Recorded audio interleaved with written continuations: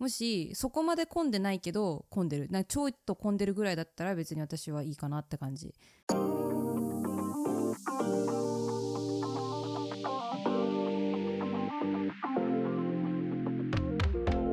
Welcome to the lazyfluency podcast, where we have casual conversations between English and Japanese, so that you can learn from and with us along the way. I'm Joey. And I'm Yami. And the topic of the day is avoiding tourists. Before we get into that, make sure to like, subscribe, follow, and or drop a review on the platform you're listening on. And if you feel so inclined, support us on Ko-Fi. We appreciate the support. And with that out of the way, avoiding tourists. Given Japan's explosive popularity as a tourist destination, the country's been struggling to properly handle the demand. And as future tourists, I assume many of you listening would rather avoid being in a sea of them. Today we're talking about tourists, and part of the reason why is if you can see our background, we are not in our normal location. We are in Tokyo, staying at a friend's location. And so it's giving me basically another perspective of what it's like sort of to be a Tokyoite, I guess. And also made me think of how annoying it actually is with places that are super touristy. Also, obviously, there's been a bunch of events recently, like, do you want to talk about everybody's kind of, a lot of these have been pretty popular in Japan, but Japan also trying to deal with tourist situations. One of the funniest one has been like the Fuji situation. なんか多分何人か知ってる人が多いと思うけど、富士山の近くにローソンがありますと。でそのローソンから、綺麗な富士山とそのローソンの、写真が撮れるっていうことで、なんかいろんな観光客中心になんか人が来ちゃって、それがなんかお店にとって迷惑みたいな感じで黒い幕を設置したっていうのが、あれいつこのニュースあったっけ？最近だっけこれ？ I think originally like 2 weeks ago about was like the first instance of them saying too many photographers are trying to take a picture of this Lawson in front of Mount Fuji. And then after another 2 weeks of this, like they finally got it up. That's when like the most recent news happened that people have been in the night or something putting a hole in it and to still see the Mount Fuji behind it, presumably to take pictures. なんかでこのきっかけ、この流行ってしまったきっかけっていうのが、海外のインフルエンサーが2022年の秋頃にお店と富士山を重ねた、写真をソーシャルメディアに投稿したことらしくて、でこの幕を貼ったのが、2024年の5月21日らしいから、結構経ってるっちゃ経ってるんだね。2年ぐらい経ってて、で徐々に多分増えてきて、なんかゴミとかもあったんじゃない？ゴミをその場で捨てるとか、あと本当にコンビニ使いたい人がなんか迷惑してるとか、多分そういうのがあって、こういう幕を張ることになったんだろうけど、個人的にこれちょっとなんかなんて言うんだろうね、もったいないなっていうか、もっと他の方法があったんじゃないかなって思うので、なんか実際この場所に行ってないからどういうなんていうの、配置、そのなんだろう、黒い幕と富士山とローソンの配置かどうかわかんないんだけど、でももし私の考えがうまくいけばすごくいい、なんていうんだろうね、観光スポットになると思うんだけど、私の考えとしてはなんかこうやって黒い幕張るんじゃなくて、逆になんかそういうここ写真撮れますよっていうスポットみたいなのを作っちゃって、だからなんていうんだろうね、多分ここら辺多分家あると思うんだけど、なんかもし買い取れるそういう不動産のとこだったら、なんかこの観光市とかが買い取って、ここからなんかオブザーバトリーみたいに展望台みたいな感じでそういう施設作っちゃえばさ、その観光名所にもなるし、せっかくね綺麗な富士山がね見えるからさ、なんかそれをわざわざ遮る必要ないのかなと思ったんだけど、どうですか？ I don't even think you need to go that hard. Really, even though I don't think like messing with the scenery and making a whole observatory, I think that'd be quite a lot of work, but all you could do is just hire somebody for 24/7 that if like, basically saying, hey, if you're taking a picture here, you have to pay money for it. And you could pay for the employee just by the amount of people, it seems like, because if it's that big of a problem, you can definitely just make money from that location. You don't even need to spend people are already going there for a picture. And if nobody comes for a picture, well then problem solved, and then you can reduce the hours of the worker. But I think like For one, involving the police, which is like, to like when I've seen these pictures of them there, I think is ridiculous. I think Japan can be way too punitive. There was a recent news, although we're not talking about this right now, where there have been discussions of increasing the ways that you can get permanent residency in Japan, but at the same time, they're also basing it. So I don't know if it's going to be passed or where it is in like the legislative process, but they're also thinking about it, in addition to making it easier to be permanent resident, or I guess in contrast to it, they're trying to make it so that you can remove someone's permanent residency for something as simple as them not having their wallet on them. And so like very minor offenses. So I don't know, things like this, or like I always mention this, and I think we did talk about the story a little bit before, is always just Japanese people don't like seeing foreigners. I know that's honestly, I feel like that's what it is. And like I said, we're talking about not just Japanese people's reaction to foreigners. I get it. I get it. As a tourist, and a foreigner here, I'm not entirely sure. Actually, hold up. I'm curious. I mean, what is your opinion of like high touristy areas? Do you like being in them? Are they fun spaces? We had a whole episode about like, does tourism ruin cool places? But what I don't think you ever specifically. Do you have the, oh no, like we shouldn't have chosen here, it's a tourist trap? いや、なんだろう。別に、なんだろうね。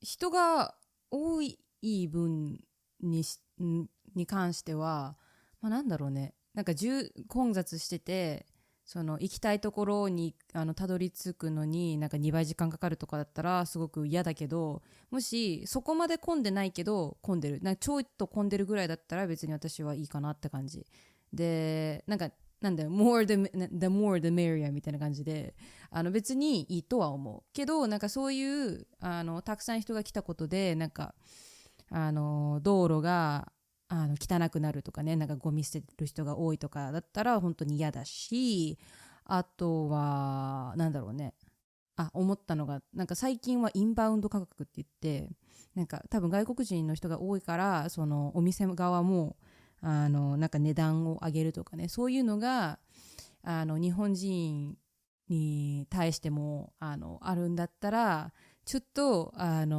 困るっていうか嫌だよね。だって普通100円で買えるものが、200円になったりしちゃうとさ、それでさ、お財布財政的にも困るし、円今ね弱いからさ、どんどん外国人の人が帰ってくるとさ、安い安いっつって結構物買っちゃうじゃんってなると、お店側もさ値段上げざるを得ないしみたいな。だからそういった点でちょっと問題かなとは思う。That also happened with the video game prices of like places that sell old retro video games in Akihabara, where so much of the tourists coming in ended up being just like foreigners. And so even though Japan's already having inflation issues, they're like on top of that, sometimes increasing prices for places foreigners want to go to. So for me, I do have a beef when it gets so populated that I can't move, because that like ends up happening a lot. And you just have to wait a lot. I hate waiting in giant lines. And I don't like it when some places' entire like location is clearly being targeted towards foreigners. Because one, that means you're being ripped off because foreigners are expected to have higher wages, and so they'll adjust pricing so it's higher. Two, they're quicker experiences where you just get like shoot in and out because of like the amount of traffic coming in. And three, you have way less opportunities to use Japanese because they expect that you don't. And this is the problem that I listed here, which is like, and it's a fundamental one, which is, and I think it's one of the reasons a lot of people say like, Japanese learners, like, who are foreigners and tourists, don't like encountering any other Japanese learners in Japan. And although I think there are elements of truth to that, I think the real thing is, and even when I had my friends, like I invited my friends or walking around with them, you do not want to be a group of foreign looking people in Japan. You just don't. It makes everything so much harder. If I'm by myself, it's totally fine, because I've talked about this. I'm racially ambiguous enough that people don't know what's going on to me. Like yesterday we were at this like shoe place, and the guy the whole time, because we were speaking Japanese, was like trying to identify like me, and I actually like conversely made I think I made me get perceived as a foreigner. I'm not entirely sure. The person we were talking to was like clearly conversing Japanese, and he's like he gave us you could tell he was. Yeah. But then like midway through the conversation, it was kind of like, wait, are you guys Japanese or not Japanese? What is going on here? But if you're with two foreigners, and the whole time, doesn't matter if you keep like Japanese, if one of your friends or whoever you're with starts off on a bad foot, and by bad foot I mean konnichiwa or anything, if you say anything like that, you are pegged as being a foreigner, and you get like put into the like any like, you're almost like a script. You're like, this is what I say when I'm dealing with foreigners, and it just lengthens the whole process. And so and for me, it's like it has to be at least 50-50. If you're traveling somewhere, either, you have to have, for every one Japanese person, you have to have a foreigner, or else you're going to overwhelm the staff. And like, it's subconsciously, I told you, when you get the Japanese, oh gosh, foreigner, and then they freeze up. I don't know if do you actually consider the fact, like, do these questions run through your mind, especially because you're Japanese, but you're you're like ethnically Taiwanese, but at the same part, you can't distinguish between them. Do you internalize the fact, like, oh, we have too many foreigners here, I might have to deal with explaining to people, with being treated like I'm a tourist? なんかね、私が例えばお店に行くときとかって、なんか日本人の友達と行くと普通に日本人なんだけど、明らかに外国人っていう人とお店行くと、英語で話しかけられて、だから私なんかカメレオンみたいな感じで、なんかなんだ、変化できるのね。だから行く人によるんだけど、質問なんだっけ？ If you plan, and when you're making decisions, you factor in the fact that, okay, how many foreigners do I have with me? Or will is this too many to go with and do a plan? Like for me, literally, when I'm bringing my other friends, I'm like, yeah, no, 5 people going to this location, all foreigners, this is going to be a disaster. Like I've had that experience where I've come in with groups of 4 or 5, and it just complicates everything severely. The first interaction, they're like, oh gosh, we don't have the way to support this. And it doesn't matter if somebody speaks Japanese, like from the bat, like you'll literally have people before you even speak be like, oh, sorry.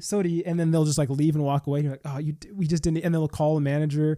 Like that's happened to us before. I'm like, it was so unnecessary. I see where they're coming from, but if we just had 2 Japanese people in the group, the whole thing would have been averted. And it didn't have to do anything with Japanese ability before we've even contacted anybody. And the thing is, you're like, oh, well, you could just go to places that are, tourist friendly but then they have all the problems I told you: long lines, higher prices. You're probably getting ripped off, because the thing is, in places that are very tourist heavy, they have a lot of population coming through, which means that the rents end up being high. Regardless of that initially started, rents getting hiked up, and the higher the rents are, the more profitable the business needs to be, which means the more general of an audience the place is shooting for.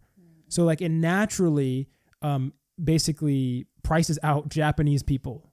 It just as a consequence of the popularity of the location. And yeah, for all those reasons, I just try to avoid them. And I will be giving you some tips on how to avoid these locations, but. なんかね、例えばうちの学校で留学生とか来たんよね。でその時に日本を案内しようっていうことで、いろんな観光地とかね、そう東京メインとか連れて行ったりしたんだけど、なんかそうね。別に連れて行くことで5人いるからなんだろう、このお店ダメかなみたいなことは考えたことはないかな。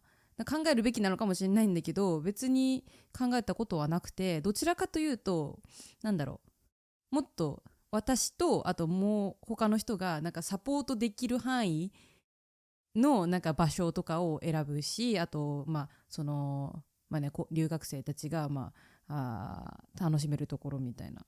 でそうね、このお店連れてってなんだ、アルコントロールになるんじゃないかっていうことでお店を決めてるわけではないかもしれないけども、なんだろう、ちょっといろいろルールがあるさお店とかあるじゃん。例えば行ったことはないけど、京都だとさ一元さんお断りみたいな。一元さんお断りっていうのは来たことがない人は入っちゃいけないんだけど、それだったらさどうやって行くんだろうって感じだけどね。でもそういうお店とかは自分もわからないしね、どういうシステムになってるとか。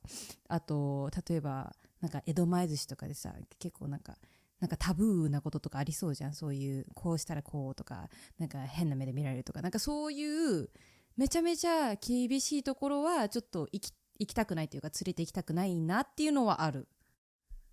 I will say with the more rural the location, the more I guess Japanese the population is, generally speaking, the more foreigners you have, regardless of any rule-based thing. I just know it makes people uncomfortable, and like whether that's subconscious or not is a whole separate conversation. But I know if this is a place where it's all locals and you just come in with a group of 4 foreigners, everybody's just going to be uncomfortable, and then I have to like factor that in when I'm there. But in terms of ways of avoiding tourists, if you are wanting to do so, we kind of talked about the initiatives of how Japan can deal with this. I'm not like that. That might be like a much longer conversation. I think it's just the fact that Japan is so insanely popular. I think we like had way long ago, we talked about how Japan like didn't have a tourism board in 2011, and then it like skyrocketed in popularity until 2019.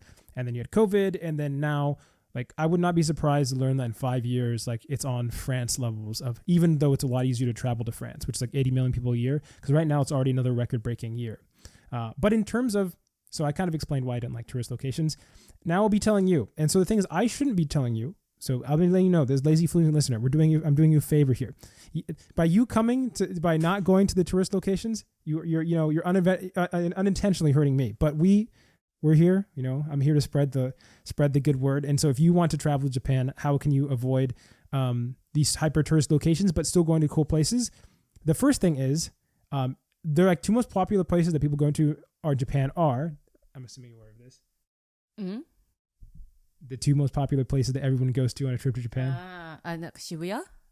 Well, Tokyo and Kyoto. And then within them, let's give some guesses. So most popular places in Tokyo, what do you think they are?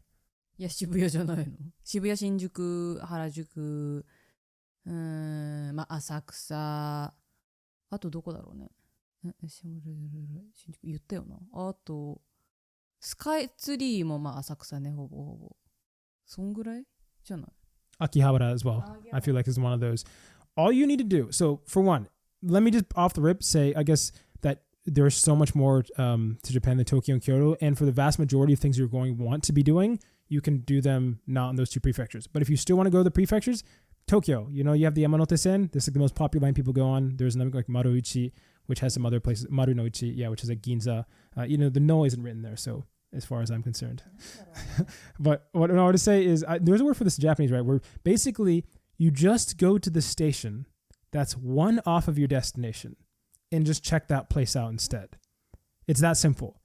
For places like Akihabara, you just honestly, like, that place is so unique that you honestly probably have to check out that location if that's what you want. But if you're thinking, I want to have good ramen, I want to have good sushi, I want to have good food, I want to check out, generic temple or whatever, like Kyoto, this applies to Kyoto as well, or Osaka, there's the street you want to go to, just go 2 to the left. It's really that simple, especially like there's something like, was it Takada no Baba? Just like a random stop, or was it Korakuen? No, is that what it's called? Like, and I don't know if that's Yamanote-sen, that's Marunouchi, maybe. Yeah. But if you literally just go 1 over, you'll be surprised by how much, like, every place, every stop, especially the major lines, are filled with anything you could possibly want to do. And feeling like you're like, all the cool places are just in these major locations is not true. I mean, what is your opinion of Shibuya as a place? なんか渋谷、私にとってはなんかただのって言うとあれだけど、渋谷のクロッシングが有名、スクランブル交差点が有名なんだけど、みんなそこで結構写真撮ったり動画撮ったりして、あれでも普通に考えればただの交差点だからね、ただ人が多いってだけで、それ以外なんかあとはショッピングぐらいしかさ、私楽しくないんじゃない？ショッピング、あとご飯ぐらいかなっていうので、多分他の人がなんであそこ行くかっていうと、ちょっと多分そのクロッシングが見たいからっていうのが多いと思うんだけど、あとショッピングね。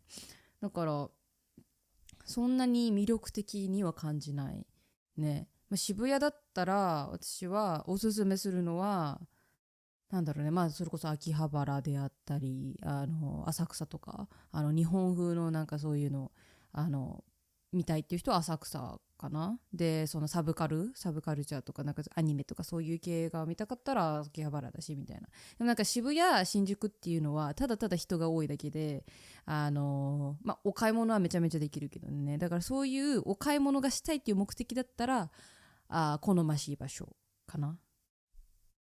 Also, I think you recommend Asakusa, but I feel like Asakusa is equally massively, like it has, was it Sensoji? And has like this a giant line of like Shotengai shopping district, and it connects, and you have the two, I don't know if they're Buddhist or whatever, fighting dudes with the large paper lantern dropping down.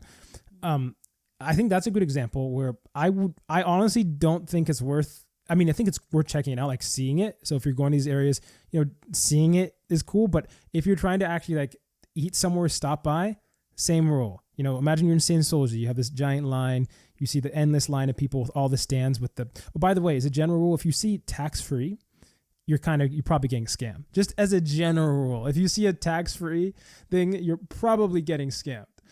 Now it's fine because the enyasu is so good. Oh gosh, what's the English for enyasu? The Japanese yen depreciation is so good for the dollar that it's fine. But if you're somewhere like that, highly recommend just take the main line, go like 3 blocks or 2 blocks the other direction, and you'll find just as much, without the density. And the reason why, and I this was like a very short experience in Tokyo, I realized is if you live not in Tokyo and you're like in Inaka or rural Japan, you take the train. You take the train because you have to, it's far enough that, walking and biking aren't accessible. But if you're in like any of the main like Tokyo areas, you can walk or bike to any of the other, like the general destinations or anywhere around there, which is to say that if like, a whole bunch of Japanese people, millions of people, to them, they aren't like shooting for destinations like, I don't know, Akihabara or whatever, if they're not living near them. They're simply just walking to the nearest anything. And that means that all the side streets are super developed. They have entire like secret shotengai, which are like the shopping districts. And you don't need to go to the one unless you don't want to walk. And by mean walk, I mean don't move at all. You're just stuck in traffic. なんかさっきさ、あんま人に会いたくじゃないか。観光地っぽいところを回避してちょっとなるだけ混んでないところ行くみたいな話だったけど、でもさ一つ思ったのがなんかお店であったり観光名所っていうのはさ、それがそこにあるから人が集まってくるわけじゃんって考えると、なんか例えばね、じゃあ渋谷混んでるからっつって、渋谷の3つ手前ぐらいの駅で降りますと、で歩いていきますと、でその3つ手前のとこって大体なんもないとかねとこもあるんだけど、そういうところで降りると大体なんもないんだよ。ただのレジデンシャルエリアが多いのね。山手線とか東京の中心って大体それぞれの駅ごとにいろいろな特色があって、有名どころだとそういうなんかそれぞれが観光地になってんだけど、例えば東京でももう田舎の方をなんとかもう市がついてると大体田舎なのね。新宿東京には23区っていうのがあって、区ってついてるのは大体ポピュレーテッドだし、なんとか観光地が結構あるんだけど、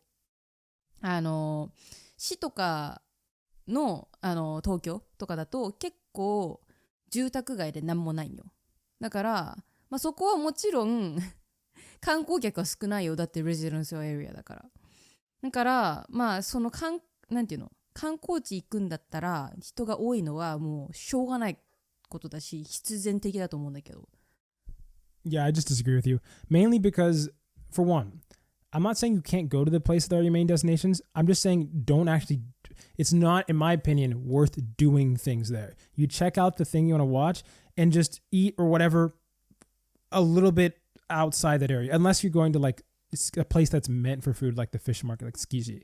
And the second thing is, Japan doesn't have strict residential like districts. Every block in Tokyo, especially if you're just one like train station over, everybody's house, bottom floor, ramen shop, Korean floor, Thai food, burger shop, pancake shop, and it doesn't have to be in any of the main areas. And ones that are でもだっ incredible. てさ、あれじゃん。やっぱりメインエリアの方がバリエーションも多いし、お店も多いよ。I really think for the majority of what people are getting to, like in my personal, I'm not trying to, dox our friend's apartment location, but there've been amazing, like best I've ever had stuff in like a general region, and this is not located in the like prime areas. Although I will say there's one more thing I want to mention, which is, let's say if this is kind of what I'm recommending if it's your first time going to Japan and you're like, I will still be going to Tokyo and Kyoto. But my other advice is, if this is not the first time you've been to Japan, but you want to hit up like a major location, is just hit up a major location that's like adjacent to, if you still want to hit up Tokyo as like part of your trip, and like one of the adjacent prefectures of the main location you're going to. So if you want to go to Tokyo primarily, then check out some place in Saitama or Chiba or Kanagawa. One of my places in Japan, literally like ever in Japan, was in Kanagawa, and that was like the Anata no Warehouse, which is no longer exists. But I told you that was like a 5-story recreation of like the it's called Kulan, like walled city. There was like an arcade that was like meant to recreate this like walled city. それはなんでそこに行く目的があるから言ってるわけじゃん。No. My point is, I didn't discover that until I was wandering around and I left Tokyo. It turned out we were in Kanagawa, and so then we were like, okay, what's in Kanagawa? Because we had like a whole wandering around, like because like it's right beside it. Kanagawa is right beside Tokyo, and I think we went for a like ramen. There was like a giant ramen fest. So we happened to be in the area anyways. And so that's how I ended up stumbling upon that. And that was one of my favorite places I ever went to. For a bunch of reasons, it closed down, and that's why I even mentioning it, because honestly, I don't know if I'd mention it if it wasn't closed down, because that was my favorite spot. But my point is that, like there's also like, there's a bunch of upsides to places that aren't Tokyo or like these heavily populated areas in terms of things they can do with space. Like one of that I mentioned before, and this might not be interesting to you, but this is just an example, is hiking, like a lot of the, nature activities, airsoft, like spas, or I call them ofuro cafe. A lot of the places that have more space would be like Saitama, Chiba. I don't know about Kanagawa, but places that bigger space, they're actually able to do way more with the space. And the thing is, because they're close to Tokyo, they still have a lot of people who come in from Tokyo. So you get like a lot of like native like Tokyoites kind of like going outside of Tokyo. So that's where the Tokyo people go, because they're like, oh, that's actually, they have the most space. And so these really awesome facilities. So if you want to do some like really cool stuff that you can't do in Tokyo, but you still want to visit Tokyo, I highly recommend just like checking the adjacent prefectures. This still applies to Kyoto. But the problem with Kyoto, though, is almost all the adjacent prefectures are also pretty popping. Like Nara is a destination for people. Kyoto's a destination for people. Kobe is a destination for people. You know what I'm saying? Whereas for in Kanto, it's kind of just Tokyo. Not really. なんか東京行くってなったらさ、次神奈川行ったり、神奈川って江ノ島とか有名じゃん。鎌倉も神奈川にあるし。で、千葉だとディズニーランド。埼玉はそんななんもないかな。で、群馬、栃木とかだと、山山とかだね。Are you talking from the perspective of Japanese people? Because I don't think I've met a single friend who's mentioned any destination outside of Tokyo going to Tokyo. But when they're talking about Kyoto, I'll mention they'll hear Nara or they'll know Kobe for some reason. But I never hear, hey, yeah, I'm going to Chiba. Aside from which airport's there? 千葉は言ってなかったけど、なんか留学生が来た時になんか週末はなんか出かけるみたいな言ってて、でどこ行くのって言ったら東京行って、で神奈川の江ノ島行って、ちょっとビーチっぽいとこあるからさ、江ノ島ってそうビーチなんだけどとか行ったり、あと鎌倉チェックアウトするとか言ってたから、多分東京行って神奈川ルートは結構あるかもしれない。近いし。Isn't that the person? Are you talking about somebody that like has a fairly like in like intermediate high Japanese level? Because I feel like no. Okay, maybe we're talking about a different person. Okay, maybe I'm just not familiar with Enoshima. I'm just talking about personal experience. So maybe there are people going to Chiba, but I really feel like if you're going to like a top destination that is not in Tokyo or Kyoto, you're not going to have anywhere near as many people, even if it's like the number one destination, a reason they go there. 今確かね、江ノ島鎌倉がめちゃめちゃ人いて、確か江ノ島ってなんか江ノ電っていうなんか江ノ島ならではのなんか電車だっけ、路面電車かな確かみたいなのがあって、それが本当に観光客多すぎて、なんかもうぎゅうぎゅう詰めで入らないみたいななんかニュースで見たんだけど、だから今めちゃめちゃ混んでると思う。Isn't that just because of the facilities though? Like not in terms of the raw population? I think that was like Kyoto was having a problem where even though Kyoto is like I think the most popular destination in Japan, and it does have to be clear. I've seen some comments which I think are dumb. They're like, Kyoto is a bus city. You can't handle. No, Kyoto. Japan is trained up. Every place has trains like crazy. Tokyo just has an insane amount of trains. Kyoto still has the works. I studied abroad in Kyoto, lived there for 4 months. I've went there multiple times. Trains like crazy. So they do have a lot, but I think what people were saying, like, so in terms of pure density, Kyoto is not a bus city. Just for those wondering, the majority of people are traveling through train. They just don't have as many as Tokyo. And so I think with that said, the amount of tourism they're getting is literally crazy, like just like insane levels of tourism. And they're the most popular. I don't think I've ever met anybody who hasn't had Kyoto. To be honest, I think everybody does like the classic Kyoto. Like I still recommend it. Like there's a reason why I think people do the Tokyo Kyoto. It's a really good one too. But what I'm saying is I think maybe not with Kyoto because I really do think the amount of people in Kyoto probably is crazy. I don't think I've been there since like it really exploded, but it was already pretty popular. I remember when was it like two years ago? Yeah, I went. But like where's Enoshima again? You said that was Chiba? Kanagawa. Oh, Kanagawa. I would be surprised if somewhere like there is as popular as like Tokyo. Tokyo has so many trains. I feel like Kanagawa is like taking advantage of that. Maybe Kanagawa just doesn't have the support for it. Or is this big Buddha? Is that what it is? The Kamakura? Is that one of the 3 big Buddha, right? Yeah. Oh, that's pretty.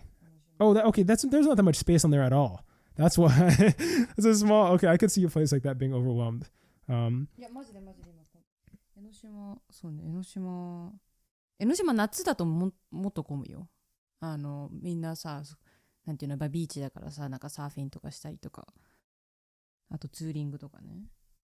Yeah, but let us know especially if you've been to Japan multiple times, like, are you like averting or changing your plans because of all the tourists come there? I've had a lot of people mentioned to me, they're like, I like going to Japan before, but I came back and I still liked it, but it was just like places like I've had multiple people tell me they're specifically not going to Kyoto again, not because they didn't like Kyoto, but because like the second time they went or something, there are just so many people that you're like everything is just like kind of hellish.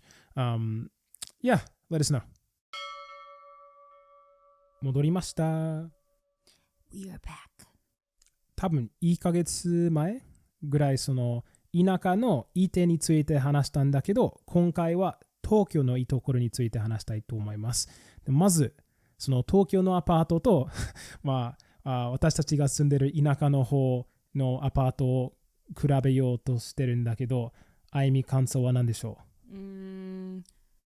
？Upsides. So living in Tokyo, the upsides are first, you can travel very easily. Like you literally can walk to popular stations. Like I don't know how do you say like you can walk to Shibuya, you can walk to Shinjuku, Akihabara, and yeah, very very convenient. And also there are so many trains, like they come like in like every 5 minutes or 2 minutes, yeah, if it's like Yamanote line. Second point, there are a lot of places to eat and there are a lot of places to have fun, and yeah, because like a lot of people come, so like they have many options.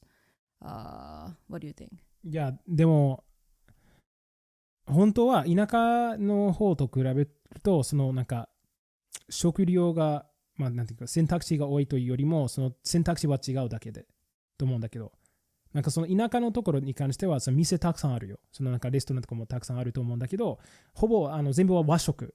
それだけの違いがある。なんかラーメン食べたかったら田舎にいてもなんかラーメンたくさんあるし、カツもあるし、他のでもなんか味噌のところもあるでしょ。なんか味噌ラーメンとか他になんか海鮮丼とかあるんだけど、でももちろん外国人にとっては日本食食べたいじゃん。でも東京に関してはその他の和食以外の食べ物の方が多いと思うけど、その店になんかの話だけだと田舎でもたくさんの選択肢があると思うんだけど、どう？ Yeah, sure. But like when you want to have like ethnic cuisines とかだとさ、like you know, Thai, Indonesian とか、Chinese, what else? Brazilian とか。So like those kind of restaurants don't exist in like rural areas unless like yeah, foreigners live there. いや、アジアのなんか中国のなんか料理とかタイ料理は絶対に田舎の方でもあると思うんだけど。そう、確かにそれはそう。でもバーガーもなんか意外と食べられるじゃん。まあ少なくとも、この田舎の場所だと。Living in Tokyo, wait, do you have any other upsides living in Tokyo? いや、まあ、私、なんかアップサイドというかわかんない。ただ今、東京はいいの分かってるんだけど、同時になんか田舎のところもすごい。私が持ってるのは、その選択肢もあるし、で、なんか電車に乗らなくてもいろんなところに行けるじゃん。なんかこの前話したことあると思うんだけど、なんか東京のいいところについてなんか、もちろん違いわかる。その田舎と比べると、そのなんか知識、なんていうの、なんか、まあ、外の背景は違うんだけど、どうやって、なんか違いは具体的に何やと思う？その雰囲気的に。なんか本当はその店に関してはその選択肢の違いがあると思うんだけど、本当の違いがない。なんか唯一のいつも思ってる違いは、なんか田舎の方がフレンドリーだと思う。なんか私挨拶するのが好き。なんかマジで、そのおはようございますとか、こんにちはになんかに慣れてきた。その田舎の方だと。でも、なんか最初に気づいたのは、その外で歩いてる時に、まあおばあさんがいても、なんか突然おはよう言えない空気になったりとか。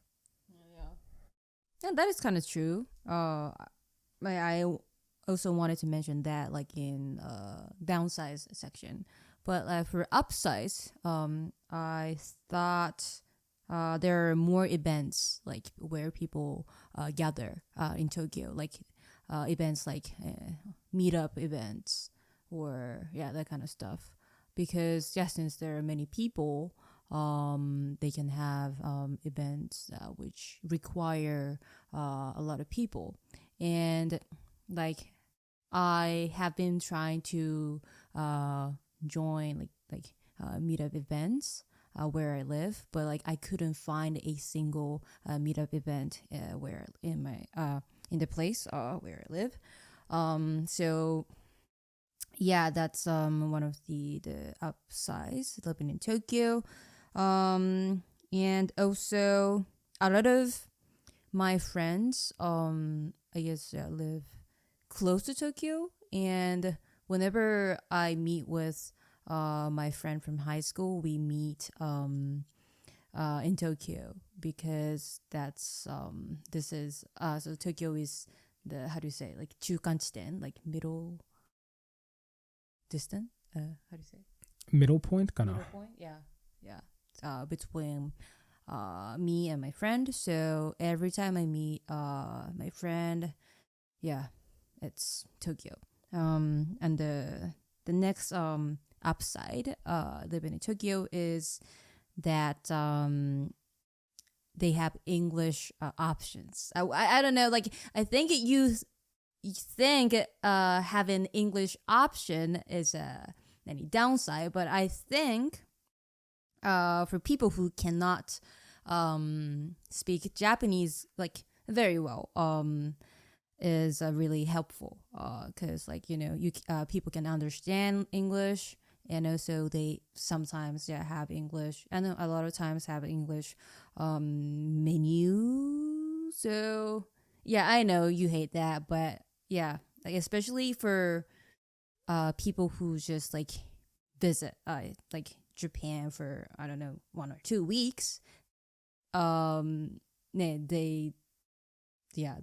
don't know and then a lot of stuff about Japan, and yeah, being able to use English to travel Japan is kind of like, you know, really stressless.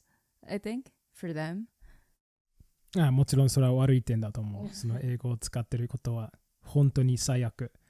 そのなんかどこに行っても英語を使うじゃん。でも日本の唯一じゃないんだけど、その特徴の一つは英語をなんか使えないこと。それが日本のいいところの一つだと思う。で、本当にその観光地、なんか日本のことについて何もわからない観光客のために英語をわざわざ用意することはなんかマジでダサいと思う。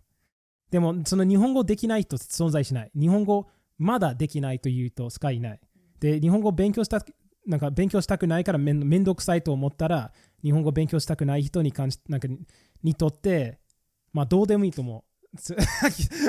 その人はなんか、わかると思う。なんかその店の人の、考え方は分かってるんだけど、でも前の、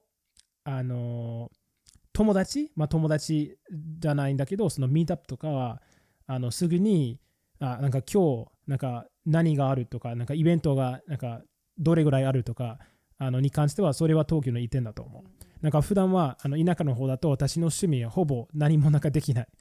本当にゼロ。で、やりたかったらなんか1時間半ぐらいに電車に乗らなくちゃいけないし、それとも往復だと3時間になるじゃん。でも東京に関してはもちろんなんか30分とか15分しかかからないし、で、それ上になんか電車のためのお金使わなくていい。なんか歩けるし、走れるし、もしやりたかったら自転車に乗れるから、それは多分私の今の一番いいところ。Can we go to downsides? どうぞ。Okay, so what I thought was, so for downsides, first, like we sometimes feel this, Tokyo, live in Tokyo, we might feel distant from people, because like, you know, you don't actually interact with workers at a restaurant or like a supermarket in Tokyo, I think. Like they're really robotic, like they have like a set phrase to say when they treat customers, like いらっしゃいませ、何々でよろしいですか、お袋はいりますか、and then that's it. So またお越しくださいませ。Yeah. So I guess yeah, and one of my friends who is a foreigner said that he kind of feels lonely living in Tokyo because people don't really like invite to their like places. I guess like it's not specific to Tokyo. It's like kind of like Japanese people のhow to say trait だけど。Japanese people の trait というか、外国人に関しての Japanese people の trait だと思うんだけど、そのもちろん誘ってくれる人はゼロ。自分が誘わないといけない。でもこの友達は多分内向的な方なので、多分誘ってくれるのを待ってるんだけど、いや、一生来ない、それ。Yeah. And next one is, of course, living in countryside, there are a lot of like nature spots, but if it's in Tokyo, there are kind of like artificial nature. Yeah, there are like some nature spots like Shinjuku Gyoen or Yoyogi Koen, something Koen, but they're pretty artificial, I think. で、6時に、なんか6時までやって、何でしたっけ、6時だったかな、5時かな、新宿御苑。なんか空いてないのは5時まででしょ。本当になんか夜の時になんか夜景見たくない。なんかどういうこと、なんでなんかと思っちゃう。その田舎の方に関してはもちろんそういう、設定されてる場所はあると思うんだけど、なんかやりたかったら山に行けるじゃん。でも東京に関しては行けない。でも東京に関してはもちろん東京に出なくちゃいけない。ということは唯一の自然のあるところはなんか6時以降行けなくなる。で、もう代々木公園はどうなのかな？夜の時。もうそれはちょっとなんで5時、6時まで。Next one is, this is obvious, but rent is much more expensive in Tokyo. Like, ね、like same place, to rent the like same amount of a place なんていうのその同じ広さ、for apartment you have to pay I don't know like 3 or 4 times ね。うん、でもまあそのことに関しては物価が高いと思うんだけど、そのもちろん選択肢たくさんあるから、そのなんかめっちゃなんかなんか場所狭かったらそんなに高くないと思うんだけど、その家賃は5万円とか6万円の場所もあるし、まあ私にとってなんか寝れるなら大丈夫って感じだけど、でももし日本じゃなくて東京と田舎の方に住んだことある人ならぜひ感想を教えてください。And we're back with the final section. And if you made to the final section, you can just send an email to lazyfluency@gmail.com with a comment, question, language related, and or otherwise. And my God, apparently Black Samurai are way more controversial than I thought, and we will get to that first. But first, we have a comment not related to Black Samurai, and that is from Joe. And that comment goes as follows. Not Joe Goldberg, but and not me also. On the topic of foreigners not using Japanese terms, I feel speaking Tenego to language partners is unnecessary even when first meeting them. Every time I speak on the phone, I use tamego. I feel like worrying about formalities and one's closeness detracts from the whole language experience and creates a barrier in getting to know someone. Outside of language partners, I still use tenego for strangers on the street. I also do not enjoy using san for people my age or close to my age, but still do it since most language partners use their first name as their username. For pronouns, I've used boku even when speaking to older people or complete strangers, but at the same time, I do not think about what my status is compared to others. Thank you for the comment, Joe. And I will say, as for the boku ore conversation, I feel like I'm rare in that situation. For some reason, foreigners, I mean, I know Japanese men do as well, but I'm like one of the only guys I feel like who's just like, I'm just using watashi. Like, I don't want to use boku. I don't want to use ore. I know, I hate terms that, I don't know.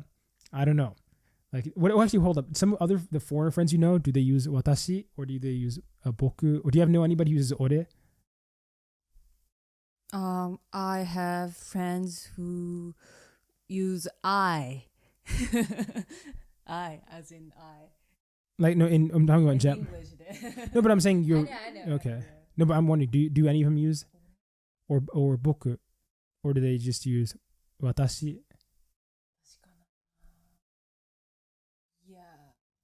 Do you think anything weird if a like non-Japanese person uses boku or ore? I get a good impression on if someone uses boku because 待ってwhy am I speaking English? 僕って言われると結構なんて言うんだろうね、すごく好感持てる、私だけかもしれないけどね。でなんか俺って言われると別にいいんだけど、なんだろうね、ちょっと違和感っていうか、私か僕の方が単に私のプレフェレンス。俺っていう人はね、なんか個人的な意見からするとなんて言うんだろうね、なんだっけ、ポーズだっけ、ちょっと流行に流されてみんながやってるからやるみたいな、なんかそういった印象を受ける、勝手な印象だけどね。Poser? Yeah, poser maybe. Yeah. I mean, I think it's right. What about the I feel speaking Tenego to language partners is unnecessary even when meeting them for the first time. I feel like this is obviously totally doable as a foreigner, especially speaking to people language partners. I probably default to, I don't know what you mean by, technically Tenego is desmasu, and then like Keigo, Sonkeigo, was it Kenjogo? Those are like formally Keigo. But do you think, like, what do you think about people using, like, you know, dakedo, whatever, for the first time you're meeting them? 私 As in terms of foreigners doing that. Yeah. めちゃめちゃ賛成っていうか、そっちにしてほしいって感じかな。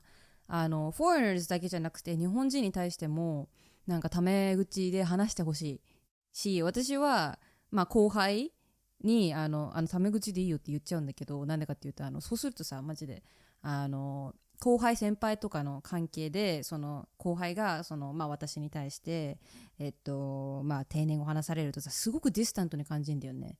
なんか気使っ使われてる感じとか、なんか言いたいけど言えないみたいな、なんかそんな空気になるし、なんかこっちは後輩じゃなくて友達として関わりたいけど、そういったなんか敬語とかさ、そういうのにを使わなきゃいけないっていう、暗黙の了解によって、なんかそういうのがなかったら、なんかもう親友になれたのにっていう状況に対して、なんかそういうことが起こると、なんかチャンス逃してるんだよ、そういうことによって。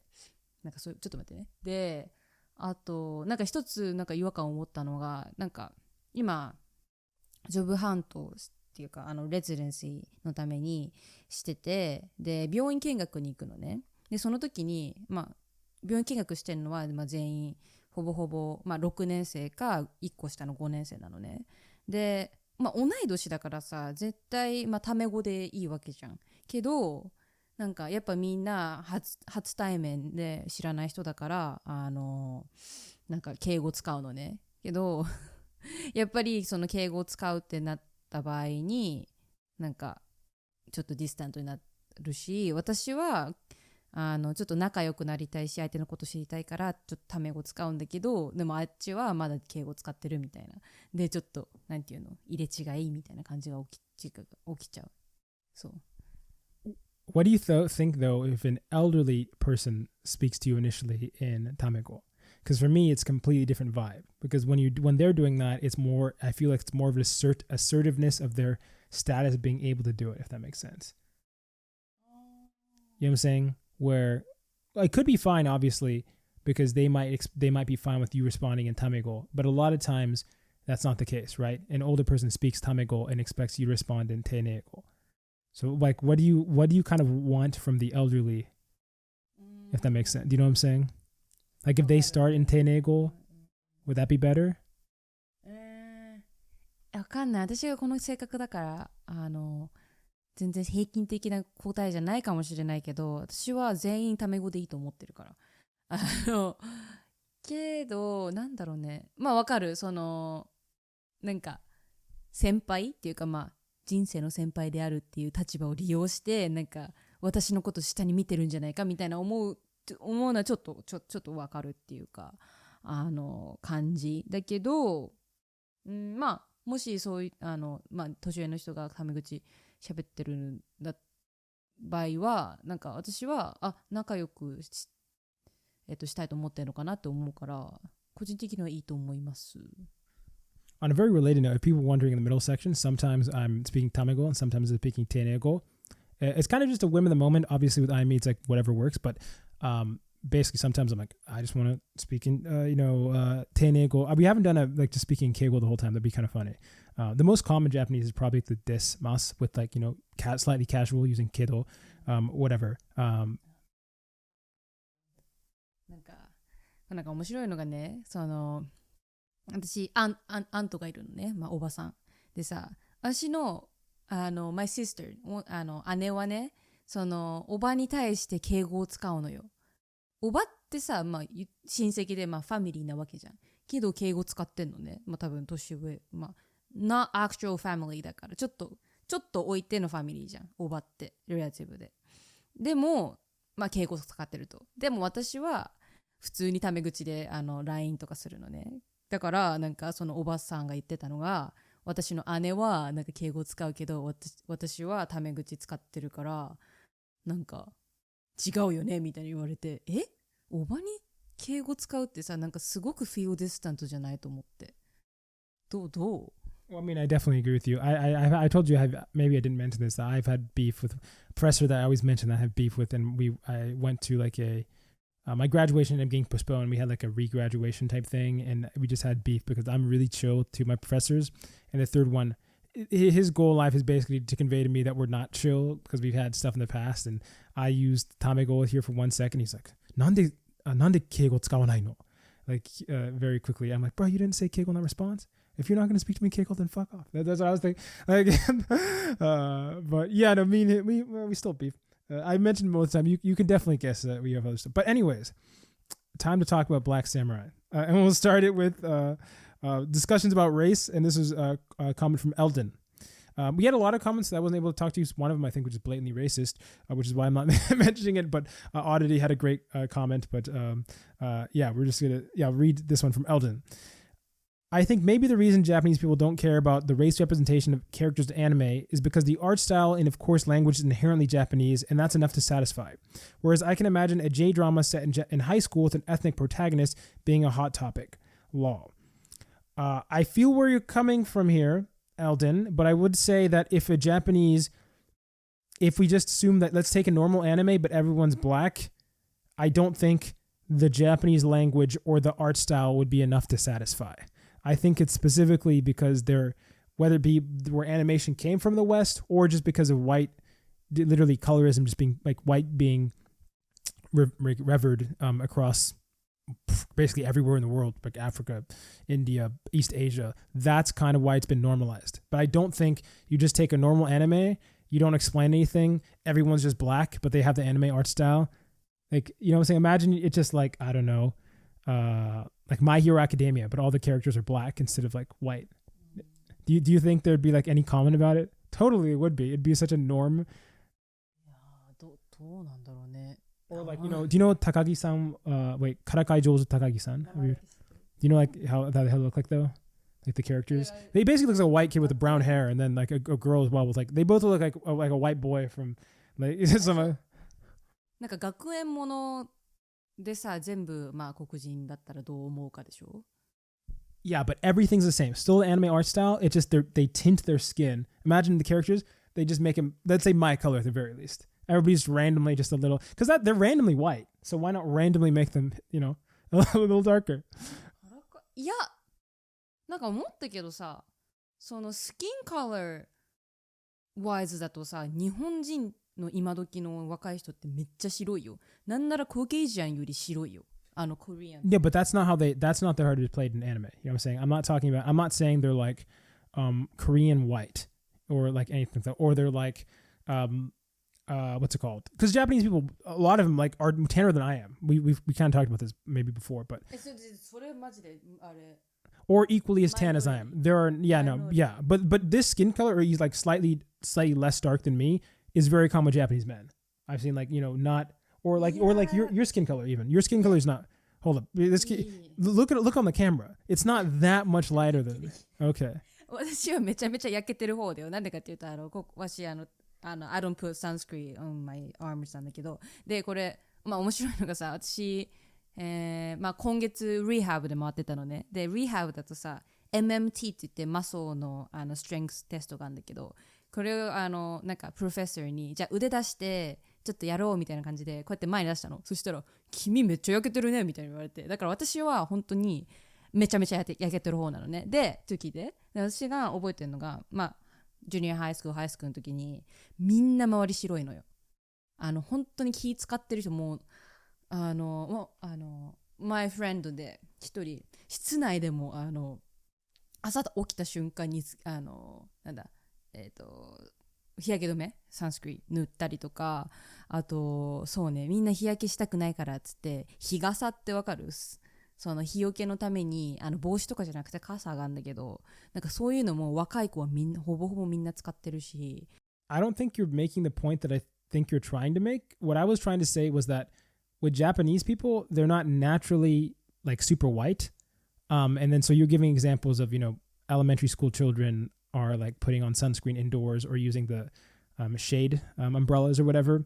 And so to me, that's just demonstrating that colorism exists very strongly in Japan as well as like other countries around the world. My whole point was that with anime characters, I think the reason it's okay is basically everybody, for one reason or another, they're not all historically the same reason, but like glorifies like lighter skin color. And so that's why it's normal. Where if you like everybody suddenly was like 2 shades darker, people would be wondering like, wait, I no longer identify this because this isn't something we're trying to like become necessarily. But there is like more like in terms of Black Samurai that I want to get to specifically. And this is a comment from FM. All the other AC games, Assassin's Creed games, have a main character who's native from where the game they take place. So that's a shame they did that to Japan. There are some other comments, like I said, that one of them was like overtly racist. Yasuke, basically saying, this didn't actually happen. And even if it did happen, he's actually, who knows if he's even a samurai. He was only a spear carrier or something like that. What I will say, one, I was looking at Japanese sources, not, when I was looking at the history of Yasuke, and this is pretty well established from a bunch of different sources I can see. And whether or not you want to declare him as, where he was, it seems like it gets more and more complicated, but he definitely was, as far as I can see, a warrior. He definitely was like, I think it was Nobunaga, I think. Like he got in good favor with him for basically being very tall, strong.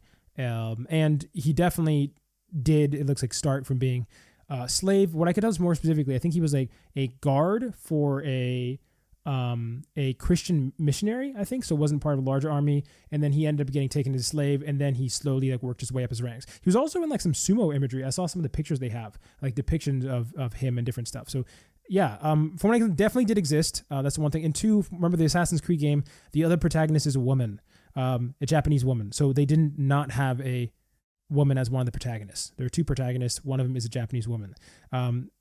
Yeah, a lot of the other comments, where especially like Oddity made a comment, which was really good, but I'm just trying to limit the amount, of comments we have, so it's just me not reading them the whole time, was about whether or not this is woke washing. To be fair, I think the last Assassin's Creed game I played was quite a while ago, and although like politically this might have been made for some decision or not, my thing is kind of when you're talking about who's going to make a work surrounding a specific group of people, I'm never expecting Japanese people to lead the charge to tell the story of like Yasuke, which is like, I think a story that's cool enough to tell. Maybe I don't know. Did you know about Yasuke before, like talking about episode? ないです。 Do you feel maybe it does exist? Because in Japanese history, they talk about it, but I feel like the people who are motivated to make a story about Yasuke are going to be people from the West to begin with. And so that story is not being told here. I don't think it's being told in Japan. And I think it's a story worth telling. Especially from what I can tell, there's a historical basis from it.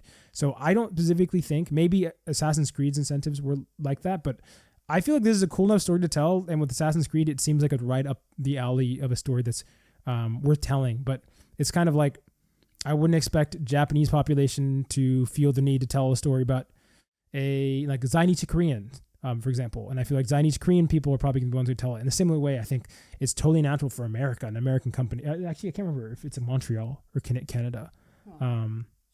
Yeah. But I'm not sure if you had any thoughts about that. For me, it's like, although to the Japanese people, it might not be the story they care the most about, that's kind of why I think it makes perfectly sense. That's not Japanese company doing it. Or did you have any thoughts about that? No, in terms of like, who should be making these kinds of stories? One person said, it's disgraceful. I don't think you're going to think it's disgraceful to Japanese people at all. 誰がさ伝えようがさ、その事実を元に伝えてるからさ、別に誰が伝えてもいいんじゃないですか。しかもだってなんていうの、その時代に生きてた人がさ今いるわけじゃないからさ、どの人が伝えてもそのなんていうの当事者ではないからさ変わらないと思うんだけど。Oh, I also did think of an example of, remember like the last time we were talking about examples of kind of this version, what's happening with where you take a Japanese story but change the people to be not Japanese and how Japanese people feel about it. Bungo Stray Dogs. Are you familiar with Bungo Stray Dogs? Bungo Stray Dogs. Like literally it's a bunch of random like basically white dudes with different hair color portraying historical Japanese figure. It would be Edogawa Rampo or Osamu Dazai. And and people, I've never heard anybody complain about Bungo Stray Dogs. Maybe you can think of the cover.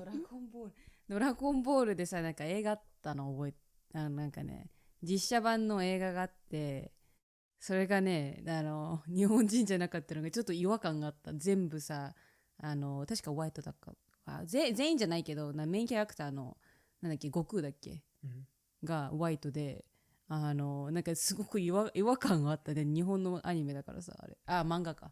Wait, are you talking about the movies Dragon Ball Evolution? Oh, that just sucked because it's a bad movie. I personally don't think Goku's Japanese. I don't know what he is. He's not Japanese. His hairstyle is way too whack to be Japanese. He's also too buff to be. No hate. Like Japanese characters, that's in my image. It's not a Japanese like karate guy. It's some yoked. I don't know who it is. There's like a joke within I think the American community that, do you know Piccolo? He's like the green guy. Yeah. The green guy that he's black and I feel it. Like, have you heard, or like, was it Frieza? Frieza is also colloquially thought to be black. Yeah, I don't know if you've ever heard of it. But I mean, those characters, I think that just animation worked way better. And there's no race that I think really Goku fits under well. Or, but in terms of a lot of anime, I definitely think like, white, slender, blonde dudes. Like for example, do you know Berserk? Are you familiar with Berserk? Yeah, I feel it could be very, I mean, it is, I guess that one is in Europe.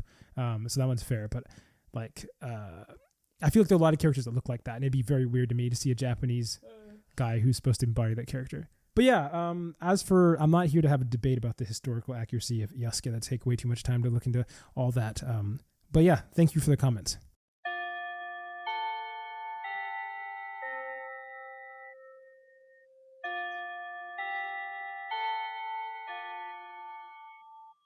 That bell means we reached the end of today's episode. Thanks for joining us in another lazy conversation towards fluency. If you have any language-related questions and are just looking for general advice, send an email to lazyfluency@gmail.com and we might respond in the next episode. Also, consider supporting us on Ko-Fi to get video updates, Discord access, and or to just lend a hand. And finally, make sure to check out our podcast on YouTube, Spotify, Apple Podcasts, Amazon Music, and more. We'd appreciate the support. This has been Joey. And Ayami. Signing off. Jane.